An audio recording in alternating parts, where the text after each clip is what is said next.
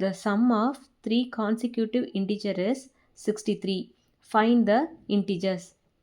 Consecutive integersனு கொடுத்திருந்தா இந்த formula x plus 1, x plus 2, x plus 3 இந்த ஃபார்முலாஸை யூஸ் பண்ணி அந்த இன்டிஜர்ஸோட வேல்யூஸ் என்னன்னு நம்ம கண்டுபிடிக்கலாம்.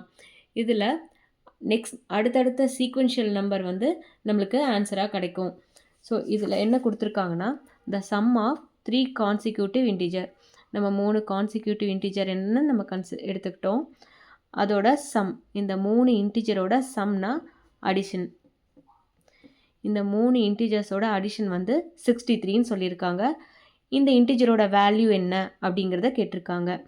So X plus X plus 1 plus X plus 2 இந்த 3 இன்டிஜரோட சம் வந்து 63 அப்படின்னு கொடுத்துருக்காங்க. அப்புறம் இந்த இன்டிஜர்ஸோட வேல்யூ என்னன்னு கேட்டிருக்காங்க. ஸோ இப்போ சம் போடலாமா? எக்ஸ் ப்ளஸ் ப்ராக்கெட் ஓப்பன் பண்ணிக்கலாம், அடிஷனில் தான் இருக்குது. So X plus 1 plus X plus 2 equal to 3. இப்போ எக்ஸ் எல்லாம் ஆட் பண்ணிக்கலாம். 1x 2 3x 3x 1 + 2 3 equal to 63. இப்போது நம்ம எக்ஸோட வேல்யூ தான் நம்மளுக்கு வேணும். ஸோ 3x எப்படி லெஃப்ட் ஹேண்ட் சைடில் வச்சுட்டு ப்ளஸ் 3 வந்து லெஃப்ட் ஹேண்ட் சைட்லேருந்து ரைட் ஹேண்ட் சைடு மூவ் ஆச்சுன்னா -3 63 -3 3x ஈக்குவல் டு 63 - 3 60. இதில் 3 வந்து இந்த எக்ஸ்கோட மல்டிப்ளிகேஷனில் இருக்குது. ஸோ இந்த எக்ஸோட வேல்யூ தான் நம்மளுக்கு வேணும்.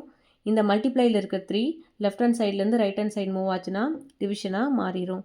X equal to 60 divided by 3. 1 3s are 3, 20 3s are 60. x equal to 20. First இன்டிஜரோட வேல்யூ நம்ம கண்டுபிடிச்சாச்சு. அடுத்து இந்த எக்ஸ் ப்ளஸ் 1 ஈக்குவல் டு எக்ஸோட வேல்யூ 20 ப்ளஸ் 1 ஈக்குவல் டு 21.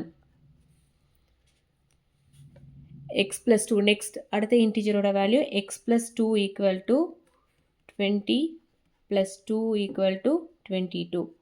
இப்படி அடுத்தடுத்த சீக்வென்ஷியல் நம்பர் வந்து நம்மளுக்கு கிடச்சிருக்கு. அதுதான் கான்சிக்யூட்டிவ் இன்டிஜர்ஸ்னு சொல்லியிருக்காங்க.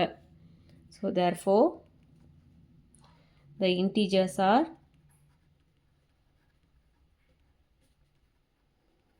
என்ன இன்டிஜர்? எக்ஸ் வந்து 20, 21, எக்ஸ் ப்ளஸ் 1 வந்து 21, எக்ஸ் ப்ளஸ் 2 22 respectively. இதுதான் கான்சிக்யூட்டிவ் இன்டிஜர்ஸ்னு சொல்கிறாங்க. This is the answer.